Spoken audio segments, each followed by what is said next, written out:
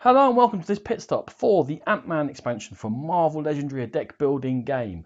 In this small expansion, we're going to get 5 heroes, all part of the Avengers set, and we'll start with Ant-Man, who's got loads of tech cards, has got size changing and microscopic size changing, meaning that if you've played cards of the required set, then you're going to get money off recruiting this card from the HQ, and in this case, it can get as much as 8 off a 5 cost card, meaning you'll actually gain money if you manage to set that up well enough.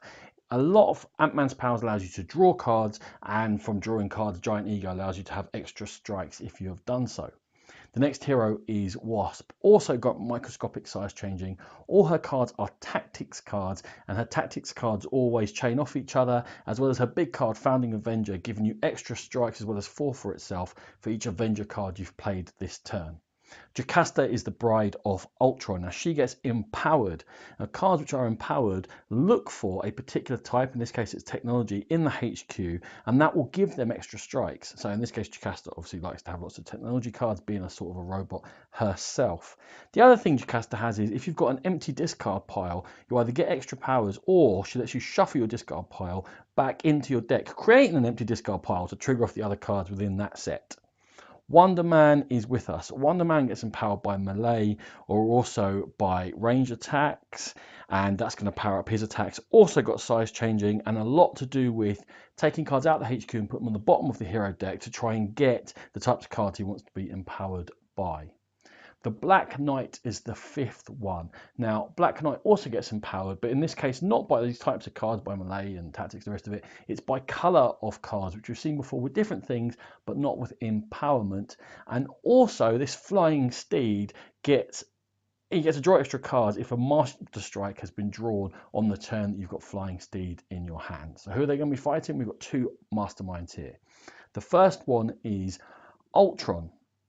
If you don't have a tech card in your hand when a Master Strike comes out, Ultron steals cards from you and they go into their threat analysis pile, and their tactics also put cards in their threat analysis pile. And for the different colours in the threat analysis pile, Ultron becomes more difficult to fight. So they'll power up because they're learning about you as you go through. For Morgan Le Fay, she has Chivalrous Duel, and Chivalrous Duel means to fight her, you can only use cards with the name of one hero on them. So you choose either Wasp or Jocasta or Captain America or whoever else you want to do, and only that particular type of hero can fight against Morgan Le Fay.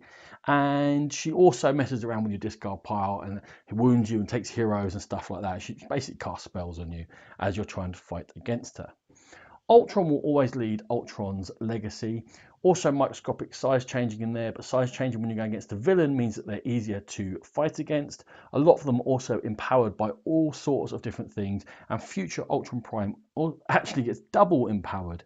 So there you go, making it all difficult. And they've got ambush. A lot of them have got ambush powers.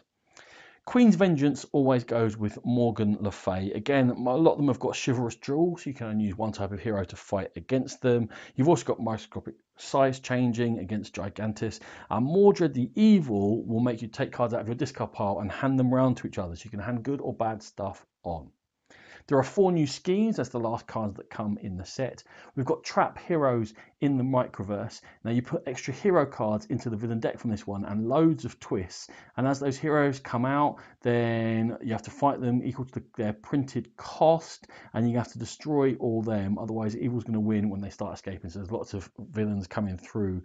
And with the twists, you have to play extra cards from the deck, again, leading to all these chaining along and fighting each other.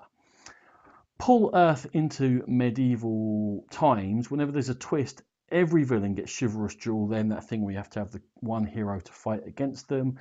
And then again, when you get up to the higher level twist, you have to put villains straight from your victory pile into the escape pile, and if there's too many escapes, then that one is going to win.